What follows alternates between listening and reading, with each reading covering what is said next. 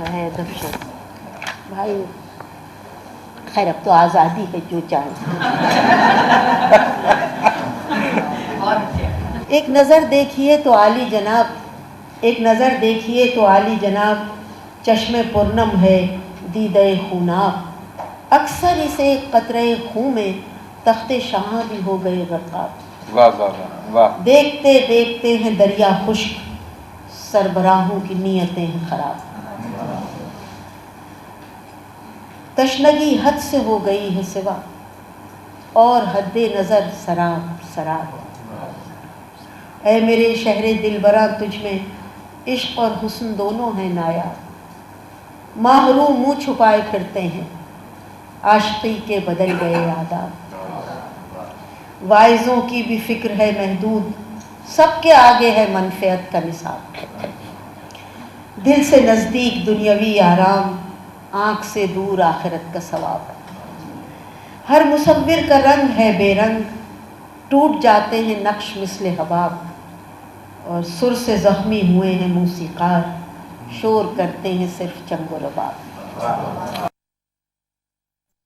سر سے زخمی ہوئے ہیں موسیقار، شور کرتے ہیں صرف چنگ و رباب۔ شاعری فکر کو ترستی ہے، کذب آمیز ہے ہر ایک خطاب۔ اپنی قسمت کو روتی رہتی ہے، بھری الماریوں میں خالی کتاب۔ اپنی قسمت کو روتی رہتی ہے، بھری الماریوں میں خالی کتاب۔ تھوڑے آٹے میں ہو گیا پورا ساری تنخواہ کا حساب کتاب۔ تھوڑے آٹے میں ہو گیا پورا ساری تنخواہ کا حساب کتاب۔ ہانڈیاں دل کی طرح خالی ہیں اور روٹیاں ذہن کی طرح نایاب۔ ہانڈیاں دل کی طرح خالی ہیں، روٹیاں ذہن کی طرح نایاب۔ ہر خریدار کے حواس ہیں گم، اور بقال کا دماغ خراب۔ جانور منہ اٹھا کے روتے ہیں، آنے والا ہے پھر سے کوئی عذاب۔ بچے غائب ہیں سمت کوہ ندا، بچے غائب ہیں سمت کوہ ندا، ڈھونڈتے ہیں گلی گلی ماں باپ۔ کوپلیں سر نہیں اٹھا پاتی، گود مٹی کی ہو گئی بے آب۔ اب کہاں جائیں ڈوبنے کے لیے، جتنے دریا ملے سبھی پایاب۔ وقت کیوں ہم سے سود مانگتا ہے، وقت کیوں ہم سے سود مانگتا ہے، ہم تو نپٹا چکے ہیں سارے حساب۔ میرے اطراف ایک تماشا ہے، ساری دنیا میں جس کا چرچا ہے، اور ہر گھڑی اسکرین پر دیکھو گفتگو کا محیب ریلا ہے۔ عالموں کی بھی لگ گئی لائن، عالموں کی بھی لگ گئی لائن، علم ٹیلی ویژن پہ بکتا ہے۔ سب کو ہیں عقل و فکر کے دعوے، کیا سیاست نے قد نکالا ہے۔ عالموں کی بھی لگ گئی لائن، علم ٹیلی ویژن پہ بکتا ہے۔ ہر طرف حسن جبہ و دستار، زینت ریش اس پہ طرفہ ہے۔ ناپتے ہیں گناہ گار کا قد، ناپتے ہیں گناہ گار کا قد، ہاتھ میں نوکری کا فیتا ہے۔ خواہش تسمہ پائی فکر میں ہے، روح لاغر ہے جسم فرپا ہے۔ اعتقادات کی رہے خوش رنگ، اس پہ کتنا سیاسی ملبہ ہے۔ آنکھ میں دھند بھر گئی شہرت، آنکھ میں دھند بھر گئی شہرت، فہم میں موتیا اترتا ہے۔ بظاہر نصیحتوں کے امی، اور پس پردہ جانے کیا کیا ہے۔ کھاتے ہیں ہر گھڑی قلا بازی، یہ تماشا نہیں ہے شیوا ہے۔ طرز گفتار کا ثقیل انداز، جنبش لب سے گرتا رہتا ہے۔ ان کو ازبر سہی کتاب خدا، ذہن مانی کو موڑ دیتا ہے۔ ہر مسلمان کو دعوت تبلیغ، ہر مسلمان کو دعوت تبلیغ، وہ بھی کافر جو کلمہ پڑھتا ہے۔ اور اس ادا سے منع ہے ماہ صیام، قوم نے پہلا روزہ رکھا ہے۔ اس ادا سے منع ہے ماہ صیام، قوم نے پہلا روزہ رکھا ہے۔ اور اس طرح سے بیاں طریق وضو، جیسے پاکی انہی کا ورثہ ہے۔ اچھا، نام لیتے ہیں ایسی ہستی کا، نام لیتے ہیں ایسی ہستی کا جو سراسر کرم کا دریا ہے، اور میرے سرکار دو جہاں کے بقول جو گناہگار ہے وہ میرا ہے۔ میرے سرکار دو جہاں کے بقول جو گناہگار ہے وہ میرا ہے، اور اللہ نے انہی کے طفیل در توبہ کھلا بھی رکھا ہے. میرا مذہب ہے مذہب آسان جو ہر ایک کی سمجھ میں آتا ہے. ابے فون کی کال کے توسط سے مشوروں میں نہ ہم کو الجھائیں. فائدہ کمپنی کا ہے بسیار اور اب فائدہ نہ کروائیں. فون کی کال کے توسط سے مشوروں میں نہ ہم کو الجھائیں. بھئی یافت کی اور کوئی راہ ڈھونڈے ہے ادب شرط منہ نہ کھلوائیں. یہ سمجھے شہر آشوب ہے ایک طرح کا. یافت کی اور کوئی راہ ڈھونڈے ہے ادب شرط منہ نہ کھلوائیں. فائدہ کمپنی کا ہے بسیار اور آنا سنو اور اب فائدہ نہ کروائیں. فون کی کال کے توسط سے مشوروں میں نہ ہم کو الجھائیں. اور یافت کی اور کوئی راہ ڈھونڈے ہے ادب شرط منہ نہ کھلوائیں. بہت بہت شکریہ, بہت نوازش. آپ سب سننے کے لیے آئے. میں تو ہمیشہ آصف سے یہ کہتی ہوں کہ بھائی اب کہیں سنانے ونانے کا کچھ فائدہ نہیں, کیونکہ زمانہ ہوتا ہے لوگ بھول بھال جاتے ہیں. اور یہ ہے کہ اچھا لگتا ہے کہ اگر میں جب ان نوجوان نسل کو بیٹھے دیکھتی ہوں یہاں تو مجھ کو واقعی بہت خوشی ہوتی ہے کہ انہیں یہ دلچسپی باقی ہے. نہیں دلچسپی باقی جبھی تو سننا چاہتے ہیں. کافی عرصہ پہلے ڈان میگزین میں آپ کی ایک نظم پڑھی تھی جو حدود آرڈیننس. اچھا حدود. ہاں ہاں ہاں جی. اچھا تھینک یو تھینک یو. ہاں اردو ہی تھی. دیکھتی ہوں اگر اس میں ہے تو نہیں. یہ بلکہ کو سزا ہو گئی تھی. اسی کی سوچ ہے یہ کہ میں ایک چھوٹے سے کمرے میں آزاد بھی ہوں اور قید بھی ہوں. جب سورج ڈھلنے لگتا ہے کمرے کی چھت سے گزرتا ہے. مٹھی بھر کرنوں کے ذرے کمرے سے اندر آتے ہیں اور ایک رستہ سا بن جاتے ہیں. میں اس رستے پر چلتی ہوں اور اپنے گھر وہ آتی ہوں. میں اس رستے پر چلتی ہوں اور اپنے گھر وہ آتی ہوں. میرا باپ ابھی تک میرے لیے جب شہر سے واپس آتا ہے کاجل, کنگھی, چوڑی, چندری جانے کیا کیا لے آتا ہے. میرے دونوں بھائی اب بھی مسجد میں پڑھنے جاتے ہیں. احکام خداوندی سارے پڑھتے ہیں اور دہراتے ہیں. آپا میرے حصے کی روٹی چنگیر میں ڈھک کر رکھتی ہے اور صبح سویرے اٹھ کر وہ روٹی چڑیوں کو دیتی ہے. ماں میرے غم میں پاگل ماں یا پتھر چنتی رہتی ہے یا روٹی چکتی چڑیوں سے کچھ باتیں کرتی رہتی ہے. وہ کہتی ہے جب یہ چڑیاں سب اس کی بات سمجھ لیں گی, پنجوں میں سنگ سمو لیں گی, چونچوں میں پتھر بھر لیں گی, پھر وہ طوفان آ جائے گا جس سے ہر منصف ہر ممبر پارا پارا ہو جائے گا.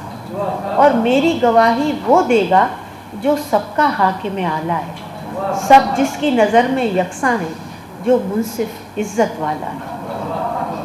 میں ماں کو کیسے سمجھاؤں, میں ماں کو کیسے بتلاؤں, کیا میں کوئی خانہ کعبہ ہوں, کیا میں کوئی خانہ کعبہ ہوں. ہاں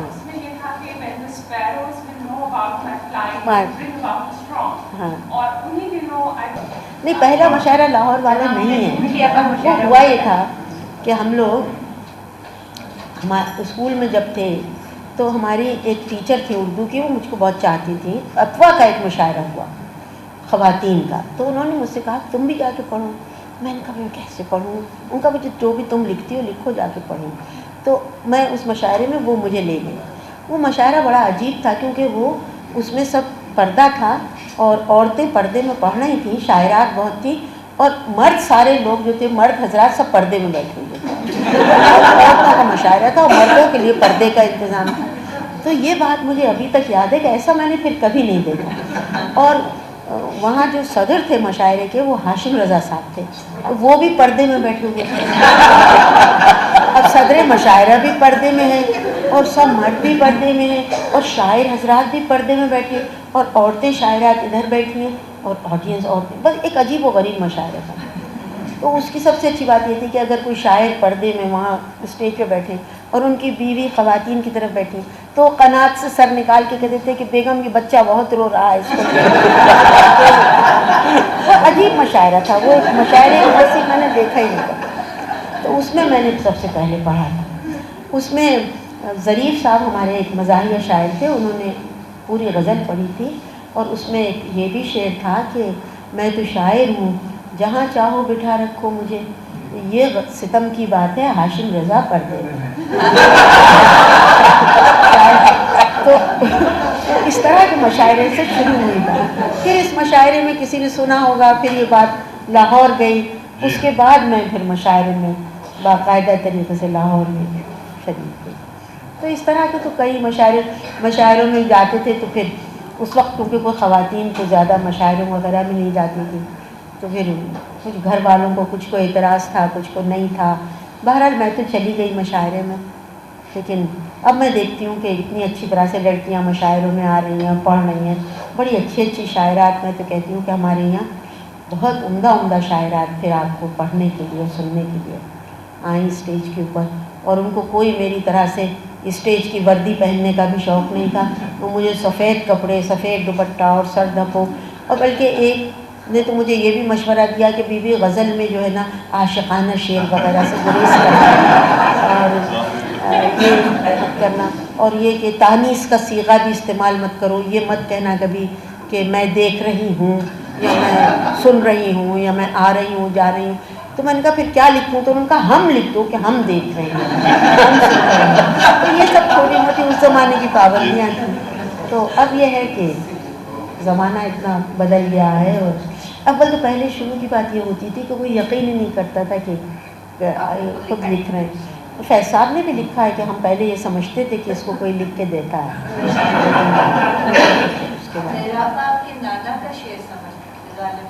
ہاں یہی کہتے تھے کہ آپ کے تو نانا شاعر تھے تو آپ ان کے شعر پڑھ رہی ہیں، اس طرح کے یعنی پریس کانفرنس میں جب اخبار والے اس طرح کی بات کرتے تھے، نہیں بھائی آپ نہیں لکھ سکتی، آپ کو شعر کا مطلب آتا ہے، آپ نے کیا لکھا، آپ کو کیا معلوم وغیرہ وغیرہ، اس طرح کی ساری باتیں ہوتی تھیں۔ لیکن اب وہ زمانہ اور تھا اور اب زمانہ اور ہے۔ تو دیکھیے ہمارے ہاں جو نیلیا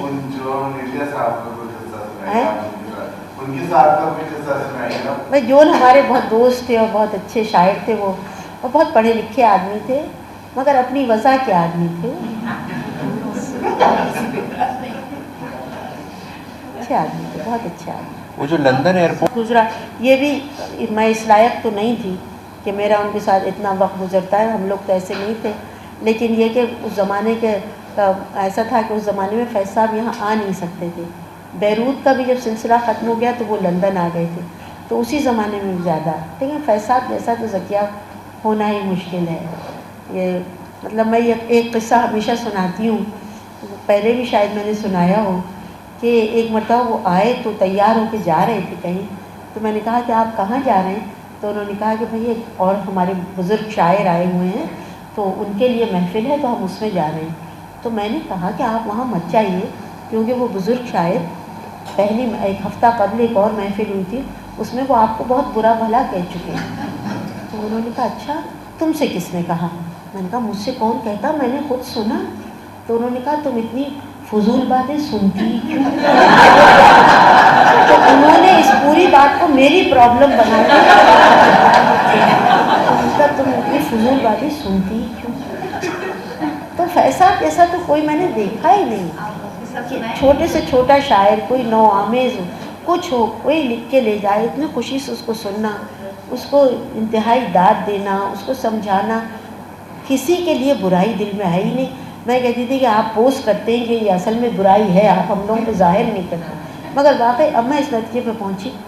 ایک مرتبہ ہم لوگ کسی دعوت میں شریک تھے، تو جیسے 4 کی میز ہوتی ہے اس طرح سے ہم بیٹھے تھے، تو فیض صاحب مستقل سگریٹ پیے جا رہے تھے، تو ایک اور صاحب جو سرکاری افسر تھے اور حساب کتاب کے ماہر تھے بہت، تو انہوں نے کہا کہ فیض صاحب یہ آپ جو سگریٹ پی رہے ہیں اتنے کب سے پی رہے ہیں؟ تو انہوں نے کہا بھئی ہم تو 16-17 साल की उम्र से सिगरेट पी रहे हैं।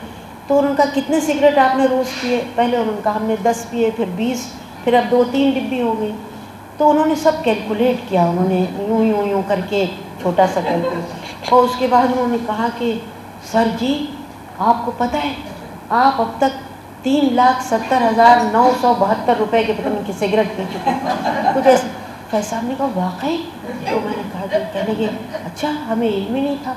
फिर उन्होंने एक सिगरेट का कश लेके कहा अच्छा ही हुआ ज़हरा बेगम हमने सिगरेट इतने पैसे की पी ली, वरना हम इतने पैसों का क्या करते हैं।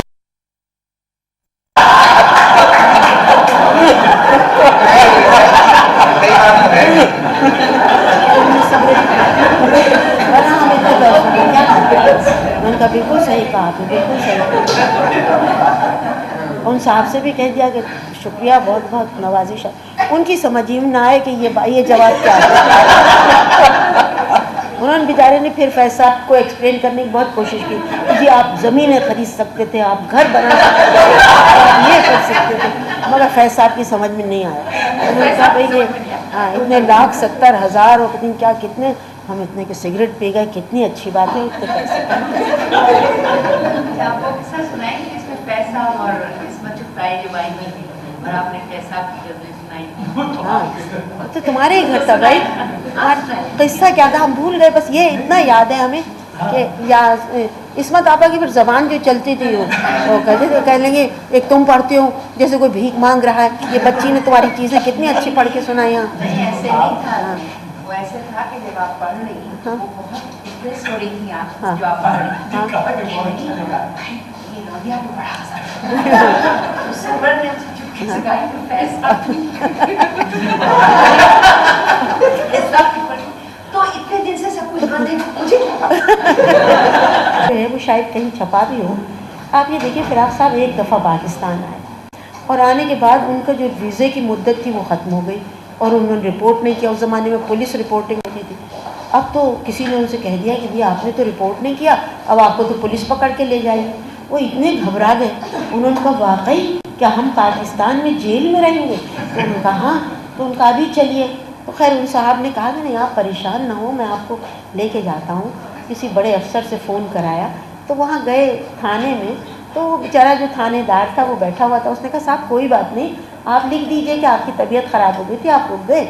उस ज़माने में कोई ऐसी सख्तियाँ पाबंदियाँ भी नहीं थी। तो उन्होंने कहा कि अच्छा कागज़ कलम लाइए, वो ले आया। अब यहाँ से असल किस्सा शुरू होता है कि उन्होंने उस थानेदार से पूछा, फ़िराक साहब ने, फ़िराक साहब हमारे उर्दू शायरी के पिलर हैं, मतलब सुतून हैं। तो उन्होंने कहा हम क्या लिखें? उस थानेदार ने कहा फ़िराक साहब जो जी चाहे लिख दीजिए, जो भी लिखेंगे अदब होगा। जो भी लिख देंगे अदब होगा और मैं ये पर्चा अपने पास रख लूँ।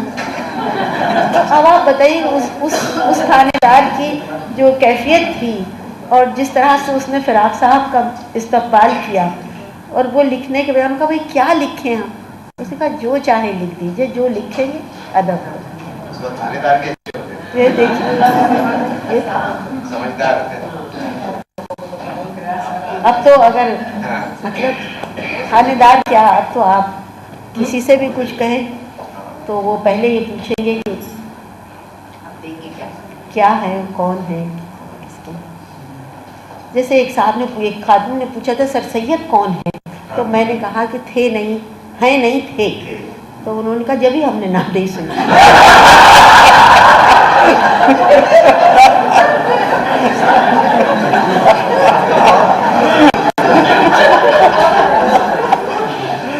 चलिए मैंने आपको हंसा भी दिया और थोड़ा उदास भी किया अपनी नज़रों से। कुछ पूछना जी फरमाइए। पहली दफे से आपको आपकी बातें सुनने का सवाल आ रहा था कि आपका सेंस ऑफ ह्यूमर ये रहती है, इससे मजाज जो है वो बड़ी रिमार्केबल है। तो अनवर मकसूद साहब को भी आपने कुछ कंट्रीब्यूट किया? वो पूछ रहे कि आपका हिस्से मज़ा बहुत अच्छा है, क्या आप अनवर मकसूद साहब को भी कुछ नहीं, अनवर मकसूद साहब का हिस्से मज़ा जो है उसको कोई लिख नहीं सकता। मैं आपको बताऊं, मैं अनवर मकसूद साहब को कोई उनको पहुंच ही नहीं सकता। इस मामले में मैं बिल्कुल माजूर हूँ। वो मुझसे कुछ भी कहें कि मैं उस तरह का उस अंदाज से और जितना वो बरजस्ता उनका होता है जुमला, उसको कोई पहुंच ही नहीं सकता। मैं तो सुनी सुनाई बात आपको सुना सकती हूँ, वरना जहाँ तक हिस्से मिजाह का ताल्लुक़ है वो मेरा बहुत ही कमज़ोर और नाक़िस है। तो ये अनवर ही की शायद सोहबत का असर है जो एक आध किस्सा इस तरह का सुना देती हूँ, क्योंकि नज़में बहुत ज़्यादा लोगों को उदास कर देती हैं, वरना अनवर मकसूद साहब का जो मिजाह है उसको तो कोई बिल्कुल नहीं, हम लोग पता ही उससे हम यानी उसको पहुंचना ही मुश्किल है। वो तो शायरों के हर शायर की गज़ल जो सबसे अच्छी होती है उसकी वो पैरोडी कर देते हैं। तो मैंने उनसे कहा कि भाई बुरी बात है, तुम फैज़ साहब की गज़ल और फराज की गज़लों को ये कर रहे हो, कभी मेरी भी गज़ल की कर दो पैरोडी, ताकि उन लोगों को बुरा न लगे। उन्होंने कहा नहीं, तुम्हारा गलत ख्याल है, मैं सिर्फ बड़े शायरों की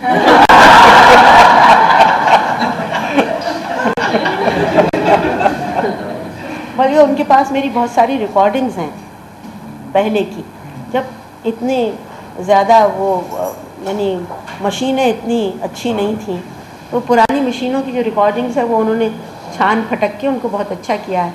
तो मैं उनसे अक्सर कहती हूँ कि मुझे 2-4 रिकॉर्डिंग्स दे दो ताकि मैं अपने दोस्तों को तो दे सकूँ, वो लोग मुझसे मांगते। तो उन्होंने कहा भाई मैं तो बरसा बरस से तुम्हारे मरने का इंतज़ार कर रहा हूँ, मरो तो फिर रिलीज़ करेंगे।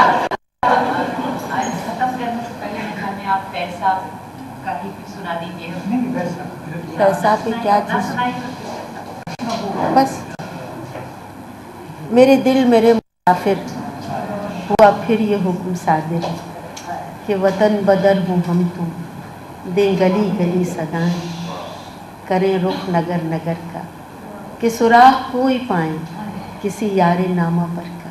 वाह। हर एक अजनबी से पूछे जो पता था अपने घर का, मेरे दिल मेरे मुसाफिर।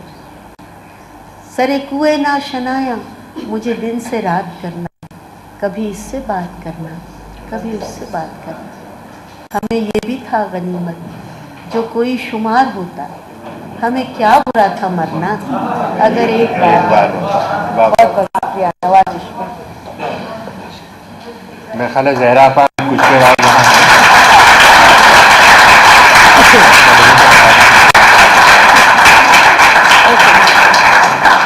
ज़हरा आपा भी कुछ देर तक यहाँ हैं, मेरे ख्याल है वो अभी कॉफ़ी पियेंगी, और अगर उस दौरान किसी ने उनसे किताब पे साइन कराना चाहा तो वो साइन कर देंगी, लेकिन शेर अगली बार वो ज़रूर और सुनाएंगे।